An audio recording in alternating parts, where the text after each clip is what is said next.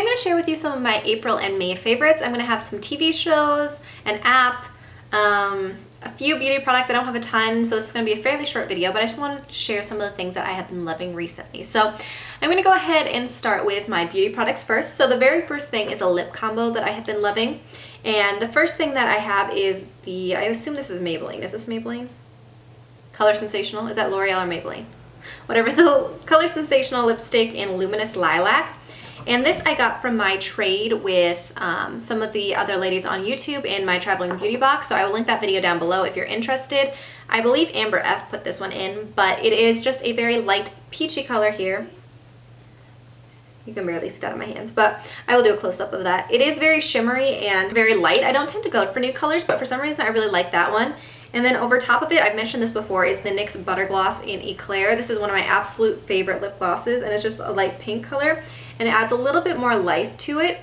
And together, they look really, really nice, and it tones down the glitter when I add Eclair on top of it. So I have been loving that lip combo recently and just wearing that a lot. So anytime in most of my most recent videos that you saw kind of a nudier lip, that would have been that combo there. I wore that a ton. The next thing that I have is something that I heard a lot of people talk about, but I never really tried out. And it's hard to kind of see it, but it is the little round white piece here. This is the Beauty Blender Solid Cleanser. And I had never tried this before, but I got a set a while back in one of my hauls where I got a beauty blender, the Jouer Matte Moisture Tint, and then a little sample of this all together. And this is really, really phenomenal at cleaning my brushes. So prior to this, I just used my baby shampoo that I got at Target and used that, and it worked okay. I usually had to wash all of my brushes multiple times to get everything out of it though. And this works really well. I just leave it in this little plastic container. I rinse it around on there, scrub down the brush, rinse it out, and then if I need to, I wash it again.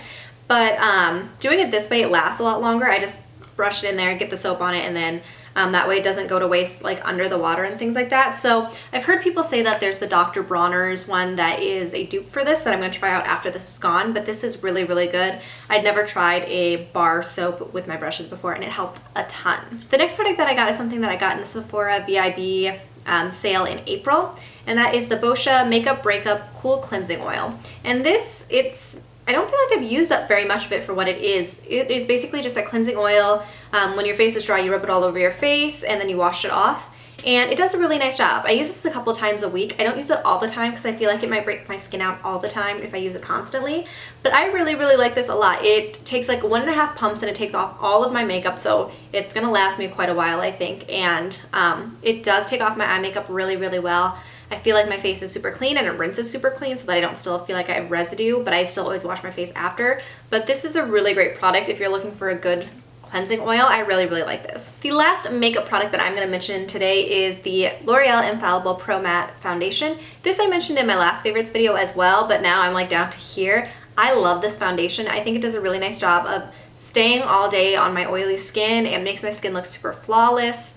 It's really nice coverage, and it's just an awesome foundation. I am super, super impressed by this. So if you have oilier skin and you haven't checked this out yet, I would definitely recommend it. I absolutely love this. This is my favorite foundation that I've tried in a really, really long time. And I think this is going to be my foundation for my wedding. I'm pretty sure I'm going to go with this. So that is it for my makeup and kind of beauty favorites, I guess.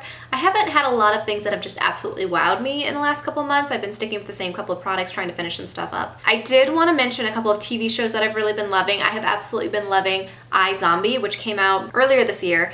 It is a TV show by the same creator of Veronica Mars, and it's based on the fact that there's this girl that used to be a doctor. She gets scratched, I guess not bitten, she gets scratched and she becomes a zombie, and she starts working in a medical examiner's office because that's a way for her to access brains, basically. And every time she eats a brain, she is able to see visions from their life, so she can help solve murders through it.